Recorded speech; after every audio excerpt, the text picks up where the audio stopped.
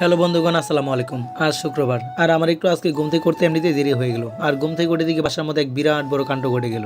কি ঘটলো চলুন আজকে দেখাই আপনাদেরকে। যদিও আমার বাসার মধ্যে আগে থেকে বৃক্ষপ্রেমী মানুষ অনেকগুলো আছে, তার মধ্যে আজকে একটা কাজ হলো একটু অন্যরকম। তো প্রতিদিনের মতন আজকেও ঘুম থেকে উঠলাম, আর উঠে দেখি আমার রুমের এই ফাঁকা জায়গাটুকুর মধ্যে কে জানি মাটি ফালাইয়া তারপরে এখান থেকে কি ফুলের গাছ আইনা তারপরে এখানে লাগানো হয়েছে। আর এই সুন্দর গাছটা কে করলো এটা জানার জন্য আমি বাসার মধ্যে চিলাচিলি করতে শুরু করলাম। চিলাচিলি করতে করতে এক সময় এক রুম থেকে এক ভদ্রলোক বেরিয়ে আসলো।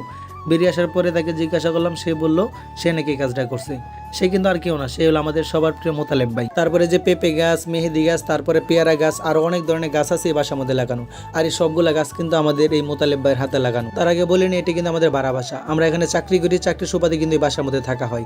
মোতালেব ভাই কিন্তু এই বাসার মধ্যে থাকে, তবে মোতালেব ভাই এই বাসার মধ্যে অনেক দিন যাবত এই বাসার মধ্যে থাকে। আর দেখেন এই পেয়ারা গাছগুলো কত বড় বড় হয়ে গেছে। আর এই বড় বড় সাইজের পেয়ারা গাছগুলো দেখে বুঝতে পারতেছেন মোতালেব ভাই এই বাসার মধ্যে কত দিন যাবত থাকে। আর এখানে সিম গাছ, লাউ গাছ, তারপরে হলো পুঁইশাক গাছ, যত ধরনের শাকসবজির গাছগুলো কিন্তু এখানে চাষ করা হয়। আর এই সকল কাজগুলো কিন্তু মোতালেব ভাই নিজ ইচ্ছাতেই করে থাকে। তারপরে এই বাসার উঠোন থেকে শুরু করে যত ধরনের ময়লা আবর্জনা আছে সবকিছু কিন্তু মোতালেব ভাই নিজ ইচ্ছাতে স্ব ইচ্ছা এগুলো করে থাকে। সবসময় বাসাটাকে সুন্দর করে রাখার জন্য মোতালেব ভাইয়ের অবদান কিন্তু অন্যতম। আর মোতালেব ভাইয়ের ছোট ছোট কাজগুলো কিন্তু আমরা সকলে খুব পছন্দ করি এবং সকলে মিলে তাকে উৎসাহ দেওয়ার চেষ্টা করি। তবে হ্যাঁ, মোতালেব ভাইয়ের মতন যদি একজন লোক প্রতিটা বাসার মধ্যে এরকম ভাবে থাকতো, এরকম ভাবে কাজ করতো, তাহলে কিন্তু পরিবেশটা অন্যরকম হয়ে যেতে পারতো। আর হ্যাঁ, মোতালেব ভাই আপনাকে মন থেকে ধন্যবাদ এরকম ছোট ছোট সুন্দর সুন্দর কাজগুলো করে আমাদের বাসাটাকে সুন্দর করে সাজিয়ে রাখার জন্য।